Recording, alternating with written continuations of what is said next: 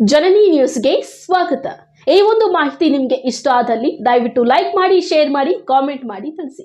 ಮುಂದಿನ video notification ನಿಮಗೆ ಬರಬೇಕು ಅಂದ್ರೆ ಬೆಲ್ ಬಟನ್ ಅನ್ನು ಕ್ಲಿಕ್ ಮಾಡಿ.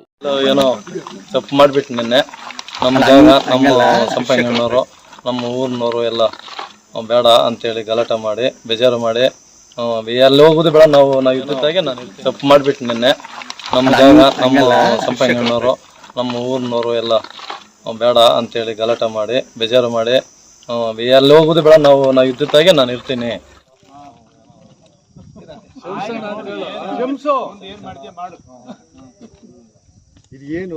ಮನ್ಸಿಗೆ ಬೇಜಾರಾಗ್ಬಿಟ್ಟು ಹಂಗೆ ಟೂರ್ ಹೋಗ್ಬಿಟ್ಟು ಬಂದ್ಬಿಟ್ಟು ಅವ್ರು ನಿನ್ನೆ ಮಧ್ಯಾಹ್ನದವರೆಗೂ ಟೂರ್ ಮುಗಿಸ್ಕೊಂಡು ಇವತ್ತು ಸಾಯಂಕಾಲ ಬಂದು ಮತ್ತೆ ನಮ್ಮ ಮನೆಗೆ ಹಂಗೆ ಟೂರ್ ಹೋಗ್ಬಿಟ್ಟು ಬಂದ್ಬಿಟ್ಟು ಅವ್ರು ನಿನ್ನೆ ಮಧ್ಯಾಹ್ನದವರೆಗೂ ಟೂರ್ ಮುಗಿಸ್ಕೊಂಡು ಇವತ್ತು ಸಾಯಂಕಾಲ ಬಂದು ಮತ್ತೆ ನಮ್ಮ ಮನೆಗೆ ನಾವು ಸೇರ್ಕೊಂಡವ್ರೆ.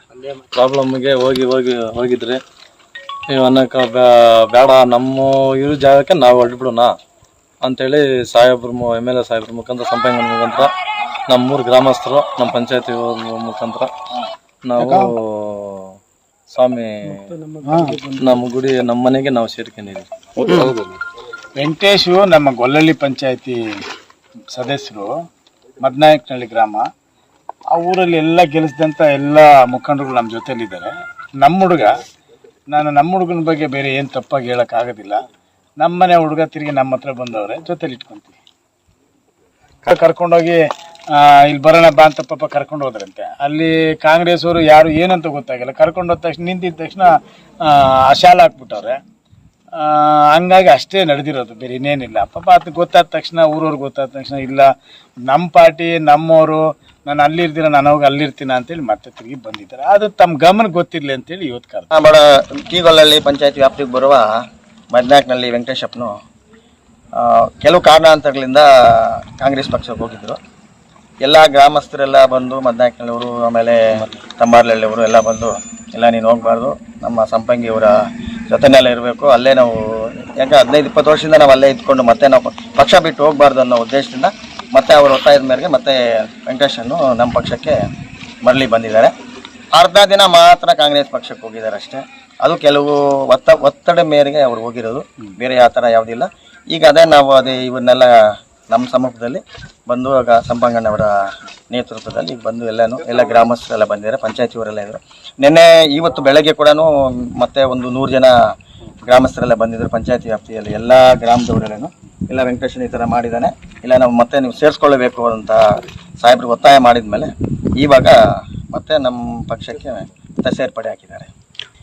ಅವರು ಮೊದಲಿಂದ ಯಾವ ಥರ ನಮ್ಮ ಹತ್ರ ನಡ್ಕೊಂಡಿದ್ದಾರೆ, ನಾವು ಯಾವ ಥರ ಅವ್ರ ಹತ್ರ ನಡ್ಕೊಂಡಿದ್ದೀವೋ ಅದ್ರ ಪ್ರಕಾರ ಈಗಲೂ ಕೂಡ ನಾವು ಅದೇ ಪ್ರಕಾರ ಅದನ್ನ ನಾವು ನಮ್ಮ ಇದಕ್ಕೆ ನಾವು ಆ ಥರನೇ ನಡ್ಕೊಳ್ತೀವಿ. ಬಿಜೆಪಿನಲ್ಲಿ ಸುಮಾರು 16 ವರ್ಷಗಳಿಂದ ಸಕ್ರಿಯ ಕಾರ್ಯಕರ್ತ, ನಿಷ್ಠಾವಂತ ಕಾರ್ಯಕರ್ತ ಬಿಜೆಪಿ ಅವ್ರಿಗೆ.